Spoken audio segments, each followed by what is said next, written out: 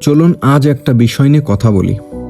অনেকেই হয়তো সাম্প্রতিক সময়ে জানতে পেরেছেন, রোজার সময় সরকার নাকি কিছু জায়গায় জনগণের জন্য খেজুর সহ বিভিন্ন সহায়তা পাঠায়।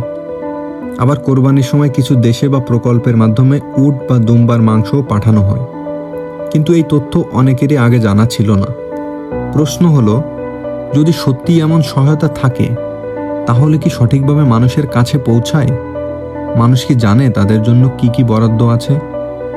সাম্প্রতিক কিছু তরুণ কণ্ঠ এসব বিষয় সামনে আনছে, তথ্য নিয়ে প্রশ্ন করছে। এর ফলে অনেকেই ভাবতে শুরু করেছে, সরকারি সহায়তা আসলে কতটা স্বচ্ছভাবে বিতরণ হয়। এখানেই মূল বিষয় হলো সচেতনতা। যখন মানুষ জানবে তাদের অধিকার কি, তখন তারা সেটা দাবি করতে পারবে, আর তাতেই জবাবদিহিতা বাড়বে। সুতরাং প্রয়োজন বেশি আলোচনা, বেশি তথ্য প্রকাশ এবং তরুণদের সক্রিয় অংশগ্রহণ।